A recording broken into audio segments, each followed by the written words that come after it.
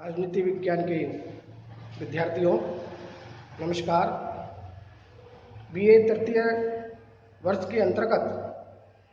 पाश्चात्य राजनीतिक विचारक वाले पेपर में आज हम संत थॉमस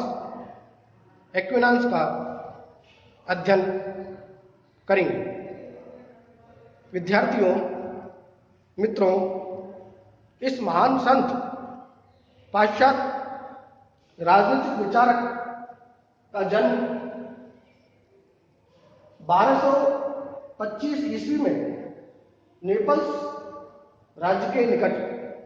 हुआ था और उनके पिता एक अच्छे पद पर आसीन थे और उनकी माता भी राजवंश से संबंधित थी। इसलिए उनके माता पिता की इच्छा थी कि उनका पुत्र बहुत बड़े उच्च पद पर आसीन हो और इसलिए वो नेपल्स विश्वविद्यालय में उनका एडमिशन कराना चाहते थे। मित्रों, विद्यार्थियों, संत थॉमस एक्विनास ने इसी के अनुरूप अपनी इच्छा के अनुसार धर्मशास्त्रों का अध्ययन किया। मुख्य रूप से उन्होंने अरस्तु के जो विचार हैं उनको आत्मसात किया और संत ऑगस्टाइन के धर्म संबंधी विचारों को भी उन्होंने बहुत गहनता के साथ उनका अध्ययन किया और अध्ययन करने के पश्चात वो इस निष्कर्ष पर पहुंचे कि अरस्तु की बुद्धिवादी धारणा, उनकी विवेक सम्मत धारणा, उनकी दर्शन संबंधी धारणा इस जगत में पूर्ण रूपेण सत्य नहीं है। इसलिए उन्होंने संत ऑगस्टाइन के विश्वास संबंधी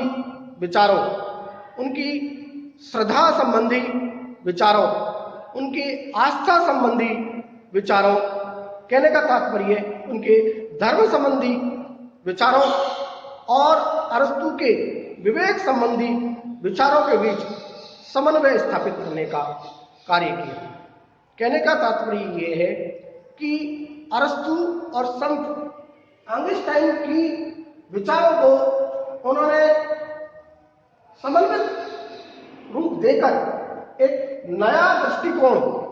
इस पाश्चात्य जगत के अंदर उन्होंने प्रस्तुत किया। कहने का तात्पर्य यह है कि संत थॉमस एक्विनास पूर्ण रूपेण अरस्तु के लोकतंत्र की अपेक्षा राजतंत्र को उचित मानते हैं, अच्छा मानते हैं, क्योंकि वो ये कहते हैं कि लोकतंत्र की अपेक्षा राजतंत्र इसलिए उचित है, अच्छा है, क्योंकि राजतंत्र में किसी भी प्रकार की कानून के उल्लंघन होने की संभावना कम रहती है और जिस प्रकार विश्व में ईश्वर का शासन होता है, शरीर के विभिन्न अंगों में हृदय का साम्राज्य होता है, मधुमक्खियों पर रानी का शासन होता है, वैसे ही राज्य में एक व्यक्ति का शासन उचित होना, एक व्यक्ति का शासन अच्छा होता है, उचित होता है। विद्यार्थियों, इसके अलावा संत थॉमस एक्विनास अपनी राजतंत्र संबंधी विचारधारा को आगे बढ़ाते हुए कहते हैं, क्योंकि समाज की सबसे बड़ी भलाई इसी बात में है कि उसमें एकता स्थापित होनी चाहिए, शांति स्थापित होनी चाहिए और ये दोनों बातें राजतंत्र में ही हमें दिखाई दे सकती है, संभव है। मित्रों, इसके अलावा विभिन्न राज्यों के क्रियात्मक अनुभव ये सिद्ध करते हैं कि राजतंत्र की प्रणाली चूंकि श्रेष्ठ होती है और जहाँ प्रजातंत्र प्रणाली है वहाँ अनेक प्रकार के चूंकि झगड़े दिखाई देते हैं, फूट दिखाई देती है, दलबंदी दिखाई देती है, इसलिए राजतंत्र सर्वाधिक शांति और समृद्धि वाला होने के कारण निर्वाचित राजतंत्र सर्वश्रेष्ठ शासन प्रणाली के रूप में हमें दिखाई देता है और राजा पर शपथ के द्वारा यह बंधन लगाया जाना चाहिए कि शासन का कार्य संविधान के अनुसार ही वो संचालित करेगा। यद्यपि राजतंत्र का एक बड़ा दोष तानाशाही और अत्याचारी शासन में परिणत हो जाना होता है, परंतु एक्विनाइंस इससे सहमत नहीं है और उनका विश्वास है कि यह बुराई राजतंत्र की अपेक्षा प्रजातंत्र में अधिक पाई जाती है। मित्रों, कहने का तात्पर्य यह है कि संत थॉमस एक्विनाइंस लोकतंत्र की अपेक्षा, प्रजातंत्र की अपेक्षा राजतंत्र को सर्वश्रेष्ठ और उचित मानते हैं। विद्यार्थियों, मित्रों, संत थॉमस एक्विनाइंस ने अनेक प्रकार के ग्रंथों की रचना की। लगभग 37 ग्रंथ और लगभग 40 लघु ग्रंथों का उन्होंने निर्माण किया। सबसे महत्वपूर्ण ग्रंथ उनका सुम्मा थियोलॉजिका के नाम से जाना जाता है, जिसका धर्मशास्त्र का सार के रूप में हमें दिखाई देता है। और दूसरा ग्रंथ इनका जो महत्वपूर्ण है वो है द रूल ऑफ प्रिंसेस। कहने का तात्पर्य राजाओं के नियम के नाम से उन्होंने एक महत्वपूर्ण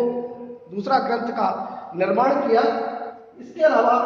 उनका तीसरा महत्वपूर्ण ग्रंथ अरस्तु की राजनीतिक टीका के नाम से हमें दिखाई देता है, मिलता है। मित्रों, इनका जन्म, जो कि आप जानते हैं, 1225 ईस्वी में नेपल्स राज्य के निकट हुआ था और इनकी मृत्यु 1274 ईस्वी में लगभग 49 वर्ष की अल्प आयु में इनकी मृत्यु हो गई थी। मित्रों, कानून के संबंध में यदि हम बात करें तो संत थॉमस एक्विनाइंस 4 प्रकार के कानूनों की चर्चा करते हैं। पहला कानून वो शाश्वत कानून बताते हैं और शाश्वत कानून के संबंध में वो ये कहते हैं कि शाश्वत कानून ईश्वरीय कानून का प्रतीक होता है और चूंकि समस्त सृष्टि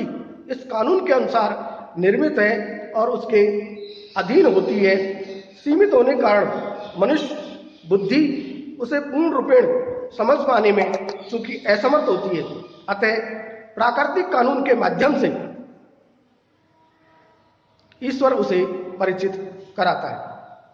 विद्यार्थियों, इसके अलावा वे दूसरे प्रकार का कानून,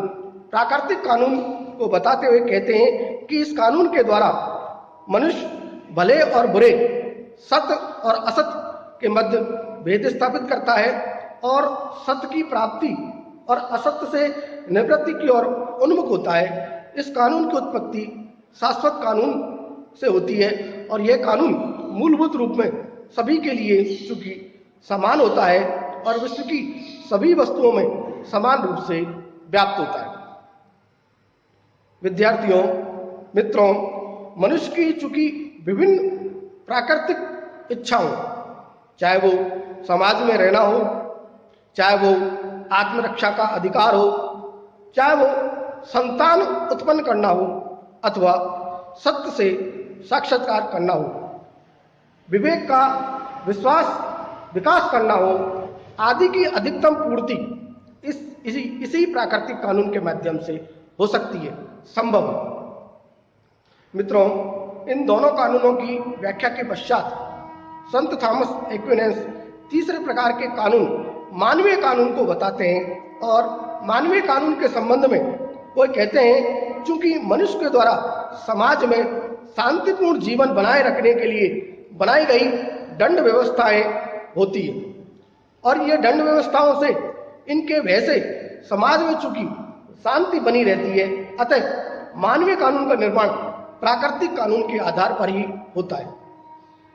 मित्रों, संत थॉमस बताते हैं कि इन दोनों में इतना गहरा संबंध है कि यदि कोई मानवीय कानून प्राकृतिक कानून के विरुद्ध है, अर्थात प्रतिकूल है, तो इसे कानून नहीं अपितु कानून का विकार अर्थात कानून का दोष समझा जाना चाहिए। मित्रों, मानवीय कानून की व्याख्या करने के बाद संत थॉमस एक्विनास एक चौथे कानून, देवीय कानून के संबंध में व्याख्या करते हुए बताते हैं, कहते हैं कि मानव जीवन का उद्देश्य चूंकि सांसारिक सुख की प्राप्ति मात्र नहीं होता है, अर्थात कहने का तात्पर्य यह है कि पारलौकिक सुख भी एक सुख होता है और जो हमें चूंकि आत्मिक सुख प्रदान करता है, इसलिए मनुष्य का उद्देश्य देवीय कानून के माध्यम से उसे प्राप्त करना होता है और इस कानून का निर्माण इल्हाम के द्वारा होता है, जिसे बाद में धर्म ग्रंथों में लिपिबद्ध कर दिया गया और इसका पालन करके मनुष्य अपूर्णता से पूर्णता की ओर अग्रसर होता है और चरम आनंद की अनुभूति प्राप्त करता है और यह प्राकृतिक कानून के विरुद्ध नहीं है। मित्रों, कहने का तात्पर्य यह है कि संत थॉमस एक्विनास 4 प्रकार के कानून बताता है और इन 4 प्रकार के कानूनों में वो शाश्वत कानून को सर्वश्रेष्ठ मानता है, सबसे पहले बताता है, और दूसरे रूप में प्राकृतिक कानून को बताता है, और तीसरा मानवीय कानून होता है, और चौथा देवीय कानून। इस प्रकार कानून की व्याख्या संत थॉमस एक्विनास करते हैं। न्याय के संबंध में संत थॉमस एक्विनास ने रोमन विधि शास्त्रियों के मत का अनुसरण किया है और रोमन विधि शास्त्रियों के मत का समर्थन करते हुए उनके साथ अपनी बात को आगे बढ़ाते हुए संत थॉमस एक्विनास कहते हैं कि यह प्रत्येक व्यक्ति को उसके अपने अधिकार देने की निश्चित और सनातन इच्छा है।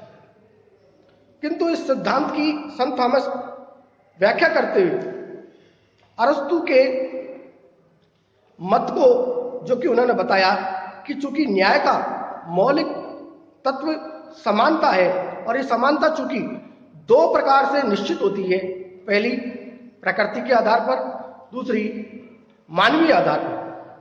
प्रकृति के आधार पर से तात्पर्य यह है कि जैसे